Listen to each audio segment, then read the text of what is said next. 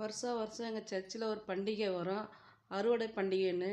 அந்த பண்டிகைக்கு நாங்கள் வருஷம் வருஷமும் நாங்கள் ஒரு ஸ்டால் மாரி போடுவோம். அந்த ஸ்டாலு யாருன்னா போட்டு நம்ம சேல் பண்ணலாம். அந்த சேல் பண்ணுற காசை நம்ம சர்ச்சுக்கு நம்ம காணிக்கையாக கொடுக்கலாம். அதுபோல் நாங்கள் வருடம் வருடம் எந்த ஸ்டாலுனாலும் நாங்கள் போடுவோம். பூரி ஸ்டாலு, இட்லி ஸ்டாலு, அப்புறம் ஸ்வீட் ஸ்டால், எல்லா ஸ்டாலும் நாங்களே சொந்தமாக வீட்லேயே சமைச்சு எடுத்துன்னு போயிட்டு சர்ச்சானே நாங்கள் வச்சு சமைப்போம். சமைச்ச பொருளெல்லாம் அங்கே சர்ச்சில் உள்ளவங்க எல்லாருமே அதை காசு கொடுத்து வாங்குவோம். காசு கொடுத்து வாங்கி அந்த காணிக்கையை நாங்கள் எல்லாத்தையும் கலெக்ட் பண்ணி சர்ச்சுக்கு நாங்கள் கொடுப்போம்.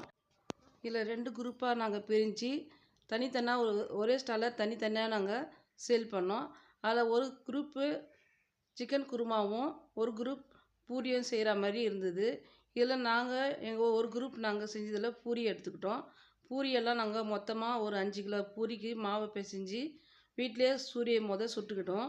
அவங்க வீட்டில் இன்னொரு குரூப்பு அவங்க வீட்டில் சிக்கன் கிரேவி மாதிரி வச்சுட்டு அவங்க கொண்டு வந்தாங்க.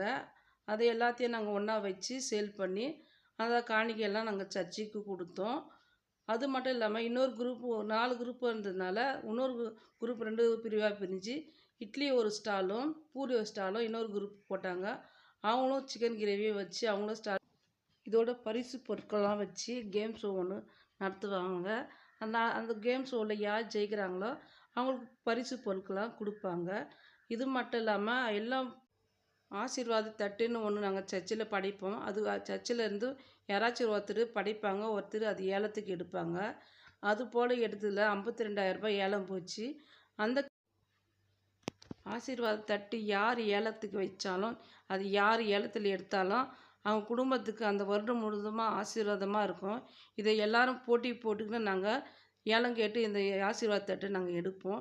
இது எல்லா ஈசிஆர் சர்ச்சிலையும் வழக்கம் போல் இது வருடம் அறுவடை பண்டிகைன்னு காலங்காலமாக இது நடந்துக்கிட்டு வருது. இது சில சர்ச்சில் நடக்காது. இந்த ஈசிஆர் சர்ச்சில் மட்டும்தான் இது நடக்குது. இது நாங்கள் விசேஷமாக நாங்கள் எல்லோரும் கூடி எல்லோரும் காசுக்கு கலெக்ஷன் பண்ணி நாங்கள் எல்லா காசும் சேர்த்து நாங்கள் இது போல் ஒரு பண்டிகையை நாங்கள் எல்லோரும் சேர்ந்து ஒற்றுமையாக நாங்கள் நடத்துவோம். இது உங்களுக்கு தெரிஞ்சுதா லைக் பண்ணுங்கள். தேங்க்யூ.